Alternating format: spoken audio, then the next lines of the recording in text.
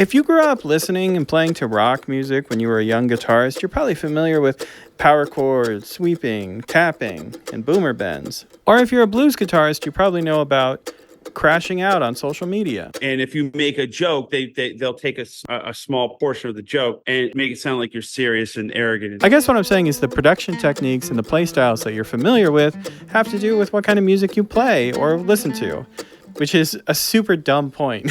It's like, what you know, you know. Good job. Good thinking. What's interesting is that when your whole livelihood hinges on playing and talking about bluegrass, hi, nice to meet you. My name's Marcel. Subscribe or something. A genre that most people couldn't pick out of a lineup, you start noticing that other guitarists aren't familiar with like half of the techniques that you use. If you're new here, and bluegrass solos are normally called breaks, so I'm going to build a bluegrass guitar break over a classic bluegrass melody, and I'm going to try to include all of these techniques. Bass walks, boom chucks, quarter scratch, cross picking, dirty thirds, double stops, drones, escape notes, floating, G-runs, hot licks, implying seventh chords, kickoffs, rhythmic motifs, and rock steps. I will also be attempting to include a somewhat recognizable melody, though highly decorated, every single blue note, and a secret challenge that I will reveal at the end, or maybe I'll just cut out if I don't succeed at the secret challenge. Just to be clear, that is 18 different stipulations to include over only 17 measures, but I think I can do it. I've had a lot of practice with this. This is normally how I introduce these techniques to new students. By the way, do you want to learn bluegrass guitar? Sign up for private lessons, lessonswithmarcel.com. Now, will this break be a total mess because I'm trying to cram all of these different techniques in? Yes, almost certainly it will be, but it'll also be a fun way to learn you something, and that's what we're here for. Anyway, we're going to use the song Blue Ridge Cabin Home, and it sounds something like this. There's a well-beaten path on that old mountainside where I wandered when I was a lad. Yeah, I wandered alone from the place I call home, those Blue Ridge hills far away. Something like that.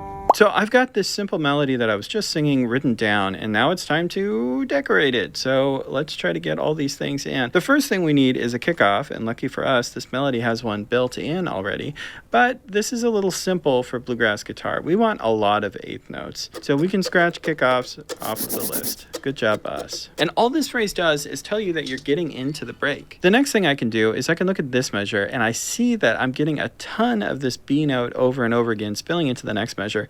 And so that is a great moment for me to get drones. Now, drones are something that we steal from fiddle players and something that fiddle players stole from pipers. So if you think of like a bagpipe or something, it's got a drone. It's got a note that just rings out the whole time. And fiddle players would replicate that by playing two strings at the same time, the melody on one string and just droning another string, letting that string ring out. Now, when guitar players do this, we almost exclusively refer to doubling the same note as a drone. We're just going to be playing the B note on two different strings. You can see because we have an open B string right there, we can get the exact same note right there. And that's what drone kind of means in this context. It's slightly different than in other contexts, but that's how we use that word. So that means we can go to the list and we can check off drones. Well done, us. In this measure, let's see here. I think this would be a good place for us to imply a 7 chord. That was one of the things on the list, wasn't it? So we're going to try to imply a G7 here. So I got to be aware that at some point I got to walk down to this G.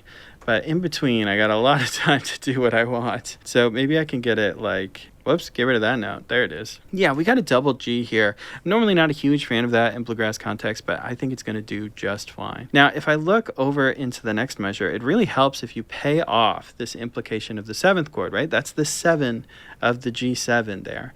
And that wants to resolve down to the 3rd of the C chord. So if we can get that note here, that really helps. Check it off the list. All right, now I'm looking at this C chord, and I'm thinking this would be a good time to break out the double stops. Now, technically, a drone is a double stop too. Double stops really just refer to any time you're playing two strings at the same time. Why would that be unique? Why would that deserve its own term? Well, once again, that's stolen from fiddle language. So fiddle players use the term double stop because it's a unique thing on their instrument. They can't play a bunch of strings at the same time because of the radius of their bridge. And so playing two notes at the same time is unique. They call it a double stop. Check it off the list. Now, this is where the challenge gets difficult because really what's happening here is we get this little kickoff into the next line, right? And that little kickoff means we're going to have to do a kickoff too, which isn't like great for us because we're trying to get all these different things in. But I think we should do a big kickoff that sort of winds its way up. Let's see if we can come up with something cool. I mean, we can make this more of an enclosure too. Our whole first line going into the second line sounds like this.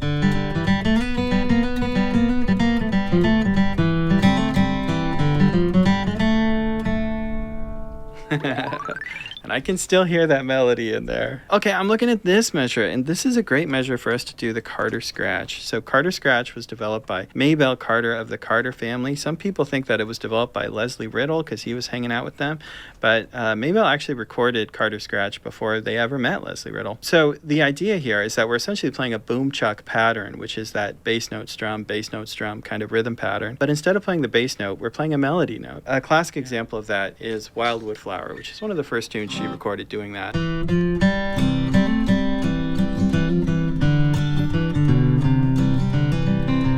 There you go. We kind of get a freebie here because this melody is not very complicated. We're just putting strums in between, but we're still going to count that as Carter scratch, and we're still going to check it off the list. We need all the wins we can get here, man. All right, so here we are in this next measure. We're playing over the D chord, and we're playing the third of the D chord over and over again. And this is kind of a neat opportunity for us to get the dirty third in there. And the dirty third is this ambiguous quality that you can get with the third of a chord. So in this case, the third of the chord is F sharp, all of these 4-fret notes. And you can scoop up to that. Maybe I'll do it like this. Let me figure it out in the moment. And then you can also take that minor third down. So if you were right here, let's do a grace note. So you can also take that minor third down, or you can take it up. They really only want to go in those directions. Yeah, it creates this ambiguous feeling of like, are we minor pentatonic? Are we major pentatonic? We're kind of playing with that note. And that is very cool. We like that. Check it off the list. All right, here in the middle of the break, it's really common if the chord change is allowed to drop a G run here. Now, the G run is a famous lick made popular by Lester Flatt, but played by some people before that, but I'm not going to get into that. The lick normally goes like this. Right? Now, that lick, if I just dropped it in, we're going to have some trouble because that first note is going to overlap what the melody's doing right there. So if I just write the lick in here, I don't want to delete any melody. Remember, I need a somewhat recognizable melody. So I'm going to leave the melody note. I'm going to get rid of that first note of the Lester Flatt G run. And then I want to create some syncopation here. I'm not sure how I want to get this done, but I think like this would be a cool way for this circumstance. This just gives, a little more excitement to the G run. I'm writing this for myself. Let's have some fun. So, all right, what I'm thinking is that since this is so rhythmically interesting, this could be the place where we do our rhythmic motif too. Really, what we're looking for is a rhythmic idea that we can repeat in sequence a handful of times to establish to the audience that it's important. And hopefully, later on, we can pay this off again. But I don't know how we will do that. But it's neat if you can get it even one more time. So I'm going to take this G run and this interesting rhythm we put on it, and I'm going to repeat that up a string, and that'll allow me to play this little kickoff into the next line. Oh, we got to keep up with our checklist too. Rhythmic motif, let's check that off. Did I miss any others? Did we check off dirty thirds? We did. Okay, cool. So the first two lines sound like this.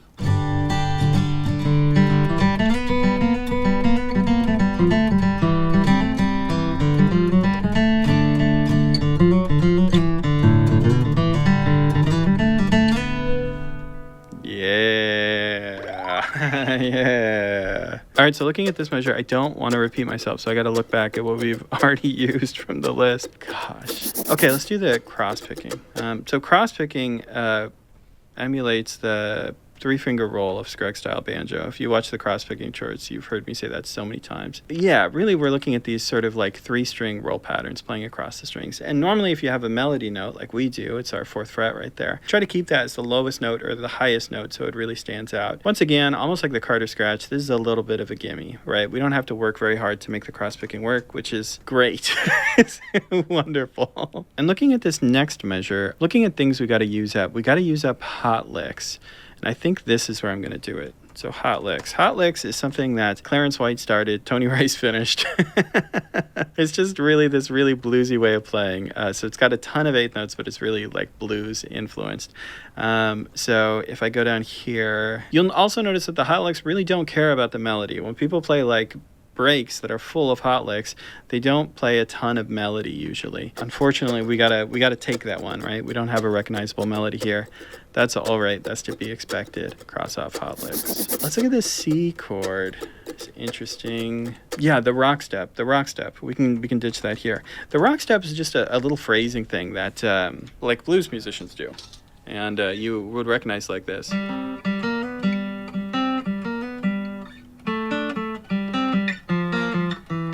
That's something that Bluegrass borrowed from blues music. It just happens all the time. Oh, by the way, did I get every blue note now? Let's see. So I've used a flat 3, I've used the flat 7, and I've used the flat 5. Every blue note done. Check that off. Okay, and let's go back here to the rock step.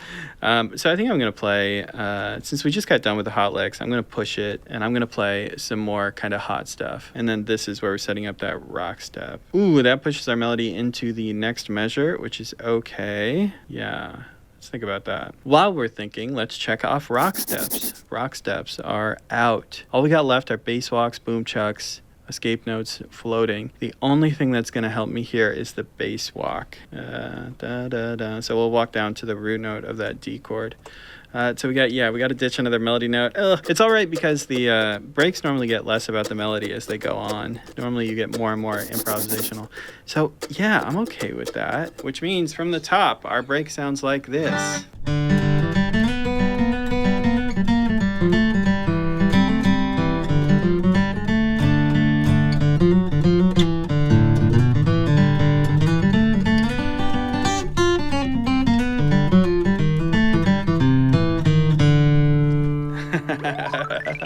Yeah. What do I have left? I got boom chucks, I got escape notes, and floating.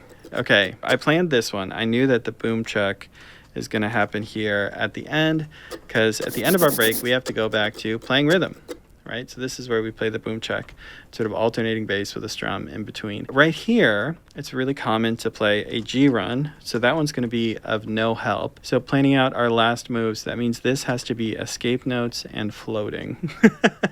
So the reason why that's difficult is because escape notes and floating are very much almost the same technique, and they have one little crucial difference that's going to be really hard to show in this lick. I'm not gonna do great, but I'm gonna try anyway. So escape notes are this idea that as you're going down a scale,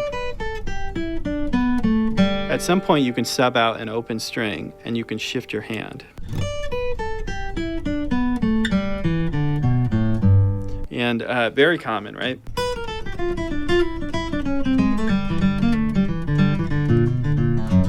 Right? There's one buried in that lick. Now, floating is the idea of what if you hung out right at that transition point. So as I come down the scale, there's a moment I play an A, and then I use my open G string to get out. And what if you lived in that moment?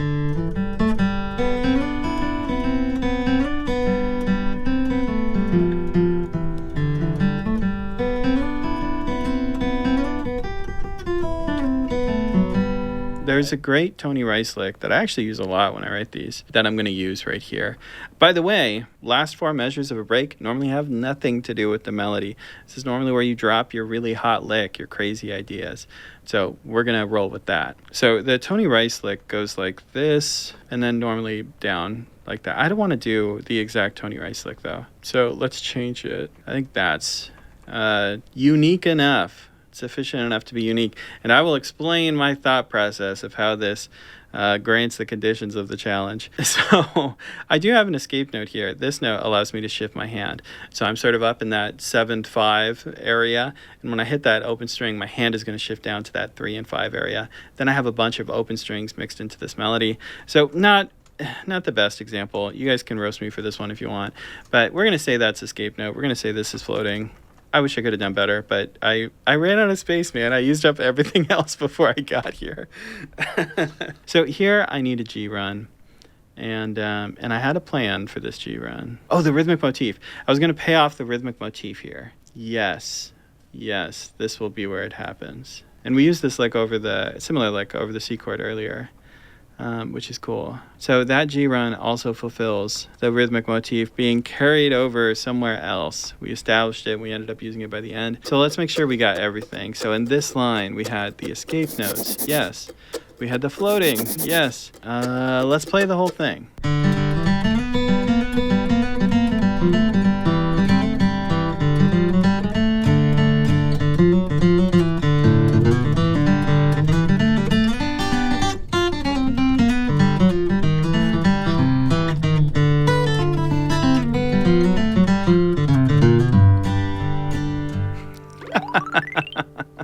And listening to that, I would say that we do have a somewhat recognizable melody, at least for the first half. After that, it gets a little experimental, but that slow cascade into madness is to be expected. And now it is time to reveal, ladies and gentlemen, the secret challenge, which, if I'm totally honest about, I forgot about halfway through. So I have no idea if I completed the secret challenge.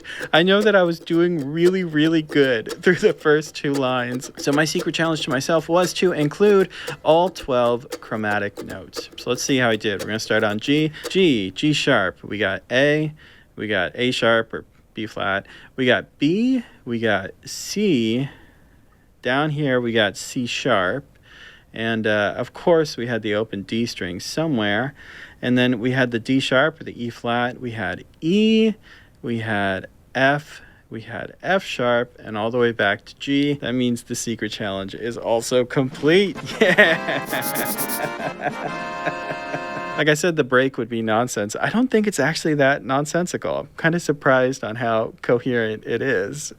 Anyway, hopefully you learned something from this about bluegrass guitar, and we managed to shove all this in there in a way that was palatable to you. If you want to learn more about bluegrass guitar, please check out lessonswithmarcel.com. You can find tabs, transcriptions of tons of famous bluegrass guitar solos. We also have a bunch of tab books that we're very proud of. And of course, if you want to sign up for private lessons, there's a team of who knows how many teachers that would love to help you. They're all incredible, award-winning teachers. Some of them have more accolades than me. Most of them have more accolades than me. Anyway, thank you so much for watching. I hope you have a good one. I'll see you all later.